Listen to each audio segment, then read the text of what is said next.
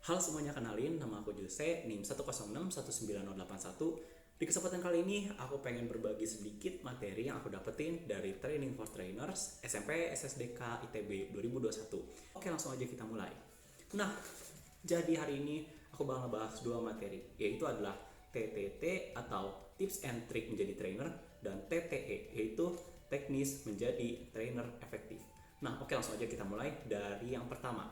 Nah, jadi sebelum kita masuk ke dalam teknis gimana cara melakukan training yang baik, kita perlu tahu apa sih itu trainer dan siapa sih itu trainer, apa yang membedakan trainer dengan mentor, dengan guru misalkan, atau dengan pengajar lainnya. Nah, jadi yang pertama, trainer itu berperan sebagai pendorong.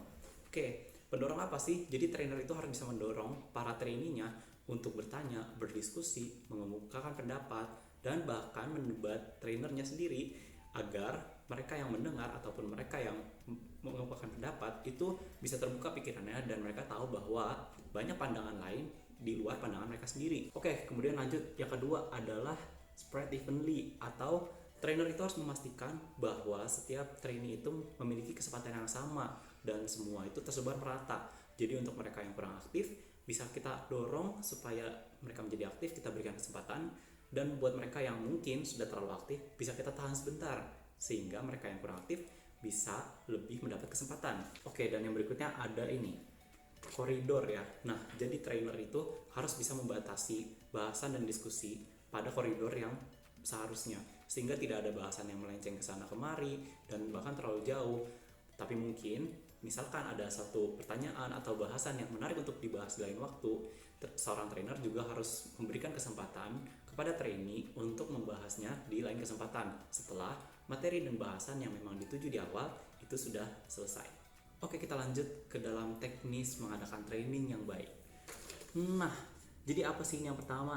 Nah, ini kan ada gambar keluarga. Nah, maksudnya itu adalah kita sebagai trainer harus bisa menciptakan suasana yang nyaman buat para trainee-nya. Gimana caranya?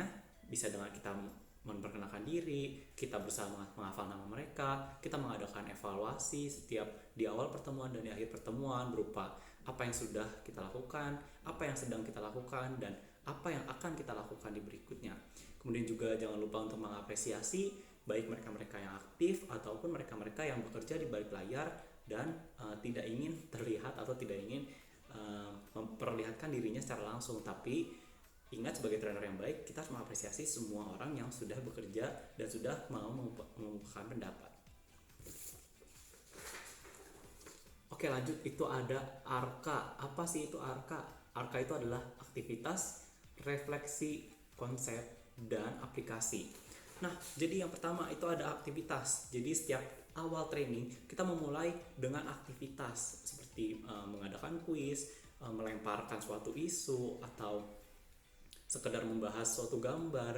Itu juga sudah merupakan aktivitas. Kemudian setelah melakukan aktivitas itu kita lanjutkan dengan refleksi.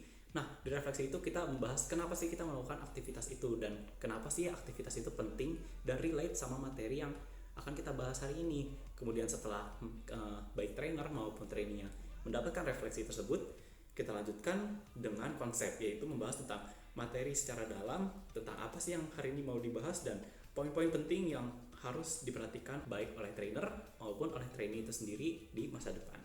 Kemudian yang terakhir ada aplikasi. Nah, setelah kita mendapatkan esensi dari aktivitas, dari refleksi, dari konsep, akhirnya pun pastinya kita harus mengaplikasikan semua itu. Bisa dengan cara studi kasus, bisa dengan cara membuat sampel-sampel kasus yang terbayang di mereka, ataupun juga bisa membuat suatu karya dari hasil-hasil yang sudah dibahas sebelumnya. Oke, lanjut. Nah, ini jadi dalam suatu training itu harus berjalan suatu diskusi, dan tugas sebagai seorang trainer itu memberikan pertanyaan-pertanyaan yang memancing atau yang menusuk tepat ke arah materi yang ingin dibahas. Jadi sehingga diskusi itu bisa berjalan, diskusi itu bisa terus mengalir, dan akan banyak pendapat yang keluar dari para trainer maupun para trainee itu sendiri, sehingga wawasan mereka lebih luas dan mereka mengetahui bahwa ternyata banyak loh pemikiran dan pandangan yang ada di setiap orang. Nah, oke, kita lanjut dengan ini. Nah, jika dirasa oleh trainer bahwa diskusinya kurang berjalan, trainer bisa membagi kelompok diskusi menjadi kelompok-kelompok kecil berpasangan ataupun bagi dengan kelompok-kelompok besar. Tentunya disesuaikan dengan materi bahasan dan juga karakter dari para trainingnya itu sendiri. Oke. Nah, yang terakhir kita lanjut dengan ini. Oke, di sini kalian bisa lihat kalau misalkan ada tulisan online learning. Nah, seperti yang kalian tahu bahwa training sekarang itu dilaksanakan secara daring karena keterbatasan kondisi. Namun, itu tidak membatasi